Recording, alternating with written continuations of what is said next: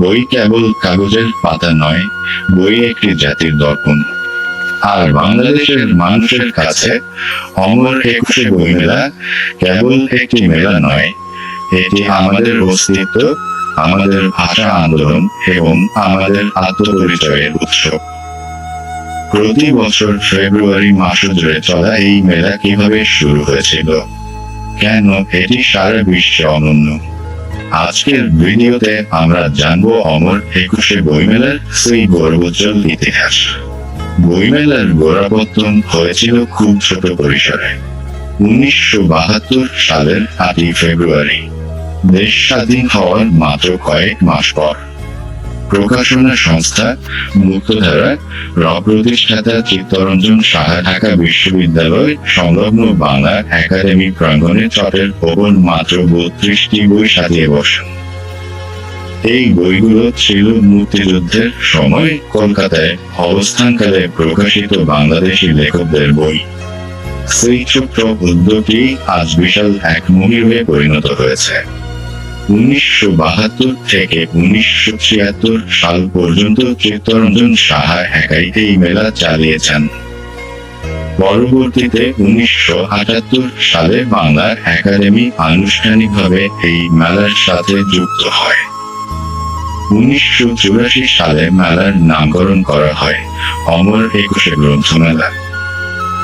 ভাষা শহীদদের প্রতি শ্রদ্ধা জানিয়ে এই মেলা উৎসর্গ করা হয় এবং সেই থেকে প্রতি বছর ফেব্রুয়ারি মাসের প্রথম দিন প্রধানমন্ত্রী এই মেলার উদ্বোধন করে আসছেন। সময়ের সাথে সাথে মেলার পরিধি বেড়েছে বহুগুণ।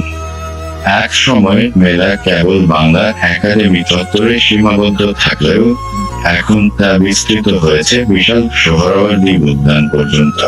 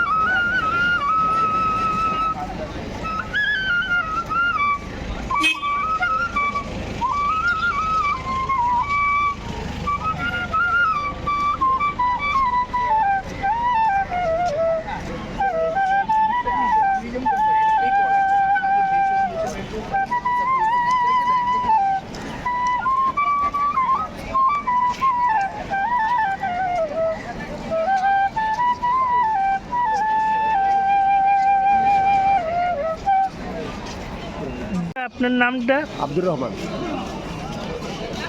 সুন্দর বাতি বাজার। শিশু প্রমোদ থেকে শুরু করেন দিন ম্যাগাজিন চত্বর, মেলার প্রতিটি কোণ বাঙালির সৃজনশীলতার কথা বলে।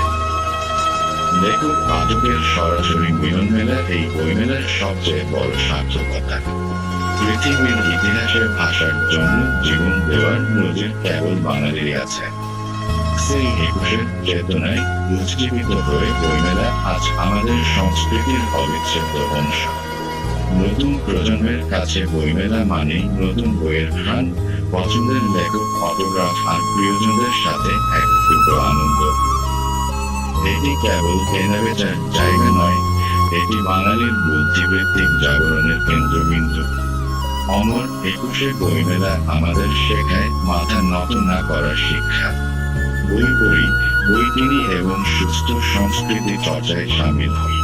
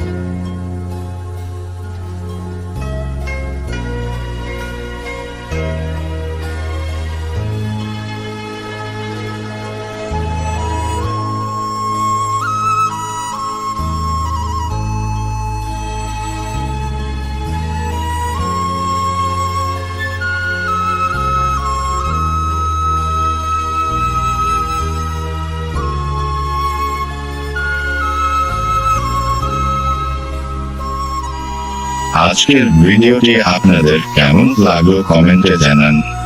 ভালো লাগলেই লাইক দিন এবং আমাদের ইতিহাস ও ঐতিহ্য সম্পর্কে আরো জানতে চ্যানেলটি সাবস্ক্রাইব করুন। দেখা হবে পরবর্তী ভিডিওতে। ধন্যবাদ।